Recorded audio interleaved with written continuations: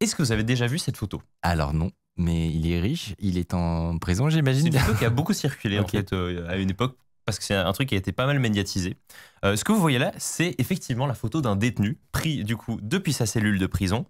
Et cette photo a été postée sur une page Facebook. La page Facebook s'appelait MDR au Baumet. Baumet, qui est une prison près de Marseille. Et en fait, c'est qu'une photo parmi d'autres qui ont été postées sur la page. Voilà, ça, c'est d'autres photos qu'il y a eu sur la page Facebook. Moi, en voyant ça, j'ai tout de suite 1000 questions qui me sont venues. Oui. Comment il se retrouve avec autant de billets dans sa prison? Pourquoi il y a des cigares? Pourquoi il y a l'air d'avoir de la drogue? C'est plein de questions qu'on peut se poser. Mais il y a aussi d'autres questions qui viennent dans un second temps de comment ils se sont fait prendre en photo? Est-ce qu'ils ont un appareil photo ou un téléphone qui les a pris en photo? Et comment ils le publient sur Facebook? Est-ce que ça veut dire du coup qu'il y a Internet en prison? Vraiment, toutes ces questions me sont venues dans un second temps et c'est à celle-là que j'aimerais répondre aujourd'hui. Mais d'abord, le sponsor. Si vous avez déjà eu un site web ou un WordPress à héberger, vous vous êtes forcément retrouvé dans cette situation, à comparer des dizaines d'offres et devoir choisir entre les coûts, la puissance CPU, la RAM, etc. Eh bien, notre sponsor O2Switch vous propose une alternative, une offre unique, tout compris, illimité. Et il se fiche pas de vous. 12 threads de CPU, 48 Go de RAM, du stockage NVMe en SSD et en bonus, vous pouvez héberger un ou plusieurs sites dans des espaces isolés pour vos clients par exemple. On aime bien O2Switch à l'Amicorp parce que c'est français, il y a un support technique 7 jours sur 7 et un nom de domaine offert, ce qui est sympa. Je vous laisse plus d'infos dans la description et bonne vidéo. Qu'est-ce qui se passe concrètement avec Internet en prison? Et en fait, déjà, j'étais très surpris d'apprendre qu'ils avaient la télé en prison. Et ça depuis 1884. Donc ça fait 40 ans qu'ils ont la télé en prison. Et donc, pour 15 balles par mois, les détenus peuvent avoir dans leur cellule plus ou moins toutes les chaînes. Mais du coup, ça pose la question logique, quid des téléphones et d'Internet? Déjà, c'est tout à fait légal et les détenus ont le droit d'appeler depuis les prisons. Ok. Ils ont le droit de téléphoner. C'est-à-dire que dans la majorité des prisons, il y a quelques cabines téléphoniques, mais c'est très très contrôlé pour le coup parce que il y a une liste de numéros qui ont été validés en amont par les gens dont c'est le métier. Mais bon, ça a plusieurs des inconvénients. Déjà, donc, il y a beaucoup de fils, il y a souvent peu de cabines téléphoniques pour le nombre de détenus, donc ça peut être source de tension parce qu'il n'y a pas tout le monde qui a le temps de téléphoner. Donc globalement, c'est galère et puis surtout, c'est cher en fait. Vous savez quoi, je peux vous laisser deviner combien ça coûte selon vous depuis la prison un appel vers l'étranger d'une vingtaine de minutes. 50 centimes? Franchement plus. Plus? Ouais, je pense qu'on est à une échelle de, je sais pas, à 5-10 euros pour un appel Ah de 20 ouais. minutes. Je sais pas, je pense que c'est un truc complètement abusé. Bon, Bah, j'exagère peut-être. Tu t'en rapproches, malheureusement. Ça peut atteindre 25 euros. Ah ouais. 25 euros pour un appel de 20 minutes vers l'étranger. Bon, en France, c'est un Wow. peu moins cher, mais ça peut atteindre 110 euros par mois pour 20 minutes d'appel quotidien. Ah ouais, la vache. Donc c'est cher. Et alors là, je vous parle que des téléphones fixes qui sont dans les prisons. Les téléphones portables, donc c'est absolument interdit. Du coup, ça pose effectivement la question de mais qu'en est-il d'Internet? En prison, il y a deux Internets. Il y a un premier Internet qui s'appelle Educpedia, et voici à quoi ça ressemble. C'est le CLIP qui fait ça, donc le Club d'informatique pénitentiaire. C'est un portail qui est donc manufacturé, qui a été validé de nouveau par les gens dont c'est le métier, et qui offre des usages très précis d'Internet. C'est un but éducatif, pour réduire la fracture numérique et pour la réinsertion, pour préparer à la réinsertion, pour apprendre à remplir des documents administratifs. Théma, la solution à la fracture numérique. Ça fait pas rêver. En fait, voilà, le but, c'est d'apprendre comment fonctionnent les sites de demande d'emploi, l'e-commerce. Voilà, c'est plein de choses comme ça, et c'est des petits ateliers. Et ce que vous voyez là, donc en fait, je vous l'ai présenté comme étant un Internet, mais en fait, c'est pas vraiment Internet, c'est une simulation d'Internet. En fait, c'est pas du tout connecté au réseau. Et donc le formateur, il vient dans la prison avec son ordinateur, qui fait office de serveur, qui stocke du coup une centaine de sites qui permettent ces usages-là. Et tous les ordinateurs qu'utilisent les détenus sont branchés en fait en RJ45 à son ordi. Et comme ça, en fait, ils accèdent à cette petite portion de sites figés dans le temps et Oui. qui ont été copiés sur des sites. Oui, oui. C'est un intranet très très petit, composé d'un Qui a été développé ordinateur. il y a 20 ans. Ouais. Donc, effectivement, c'est un objectif, selon moi, tout à fait louable et utile. Mais on va pas se le cacher, c'est tout pourri. Hein, et d'ailleurs, beaucoup de gens qui participent à ces ateliers sont déçus naturellement. Mais en prison, il y a un second Internet et les prisonniers ont accès au vrai Internet, en fait le même que le nôtre. Comment est-ce qu'ils y accèdent? Il y a besoin de le préciser, Évidemment. ils n'ont pas le droit d'y accéder. Mais comment ils y accèdent? Ils font comme nous, en fait, ils utilisent leur smartphone pour y accéder. Comment ils ont un smartphone? Parce que c'est interdit. En fait, il y a des smartphones en prison. Il y en a même énormément. Il y a des anciens détenus ou des surveillants qui parlent les chiffres varient, mais globalement, il y a plus ou moins un téléphone par détenu en prison. D'accord. C'est-à-dire quasiment tous, il y en a qui en ont plusieurs. Et parmi tous les téléphones, il y en a un quart qui permettent d'aller sur Internet et de naviguer sur Internet. Ok. Du coup, comment est-ce qu'ils ont un téléphone si c'est interdit? Alors, c'est pas comme du coup un frigo qu'ils peuvent louer dans leur cellule.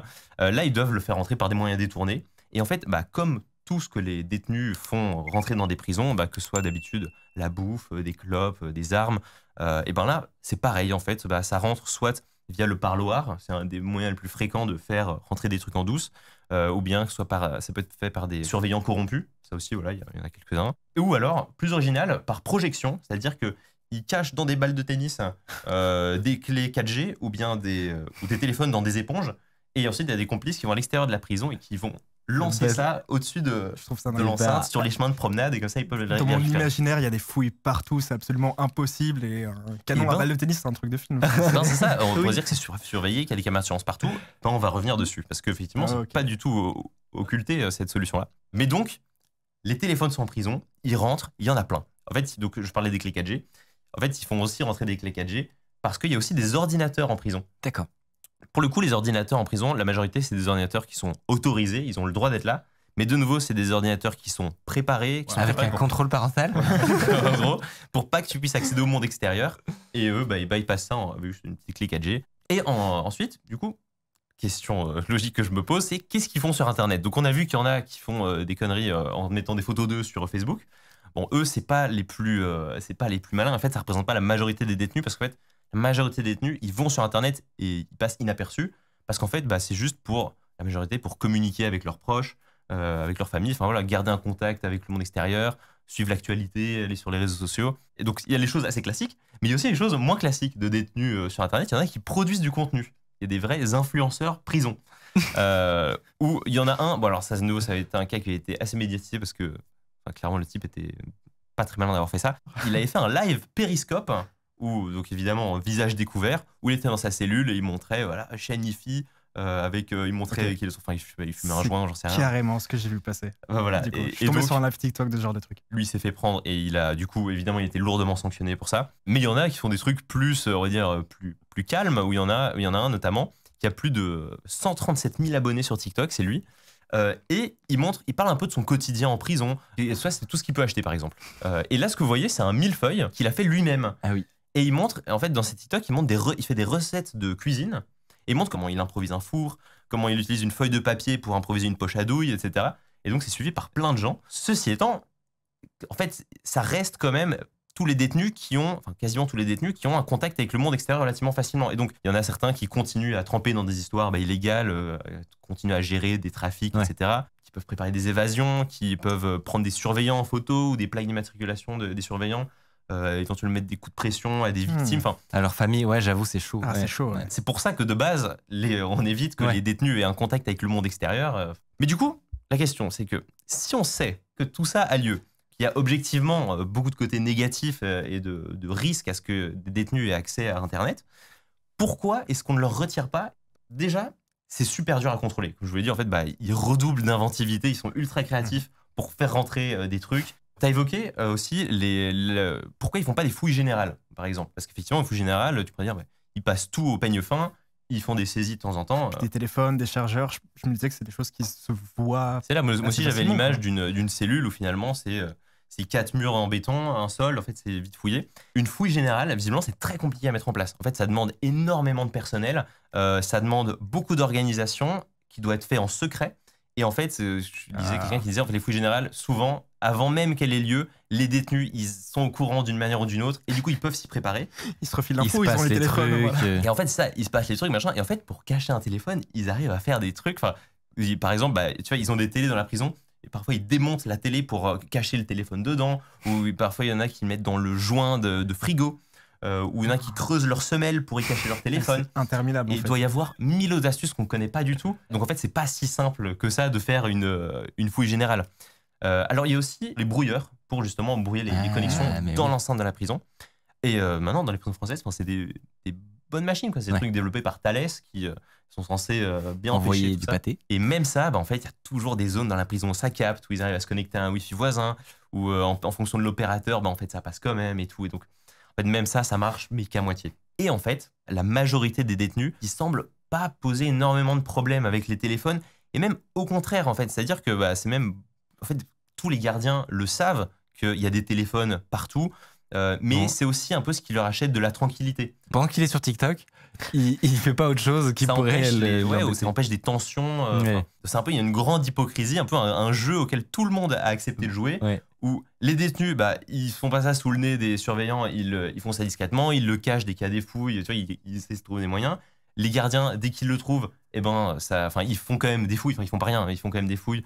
Et dès qu'ils en trouvent, ils ont des aggravements de peine et tout. Donc voilà, il y a les règles du jeu, mais globalement, tout le monde le sait. En fait, il y a quelques cas, comme des gens qui font un live sur Periscope ou des gens sur Facebook, qui, bon, eux, font n'importe quoi. Enfin, Qui ils ont font franchi pas la n'importe ligne, quoi, quoi. mais voilà, qui, eux, font ça comme ça. Mais en fait, c'est une minorité. Et même la majorité des autres détenus, du coup, il y en a un qui témoignait depuis sa prison au téléphone avec une journaliste, et qui disait, oui, mais en fait, ça nous fait pas du bien, parce que du coup, c'est juste tout le monde qui va en subir les conséquences, alors que doit y en avoir dans le lot qui font ça vraiment juste pour rester en contact avec leurs proches. Ouais. Enfin, voilà. Maintenant, en gros, Internet est dans les prisons. En fait, c'est un fait. Essayer d'empêcher Internet et les smartphones d'arriver dans les prisons, c'est comme essayer de vider l'océan avec une petite cuillère. Enfin, c'est pas possible. C'est peine perdue.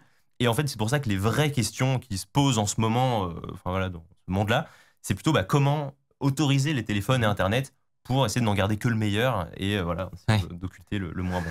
À mon avis, si tu demandes à un détenu s'il a le choix entre devoir se cacher tout le temps, etc., et devoir et transpirer dès qu'il y a une fouille, versus avoir un moyen plutôt bien d'avoir un accès à un Internet restreint, je pense qu'il n'y aura pas photo, tu vois. J'imagine que ça doit être quand même un challenge Ouais, de fou. c'est ça. En fait, là, en plus, je vous ai parlé de la France, mais en fait, donc, j'ai lu qu'en Belgique, il y avait eu une tentative comme ça de laisser à des détenus, donc dans un environnement contrôlé, un accès à seulement une vingtaine de sites. Justement, un de ces sites-là, c'était le site de la VDAB. Donc en Belgique, c'est un des organismes qui s'occupe des demandeurs d'emploi. Il y avait des gens, parmi les détenus, qui avaient trouvé un moyen, via le site, de contourner une fonctionnalité Évidemment. pour Mais oui. envoyer des emails à des gens.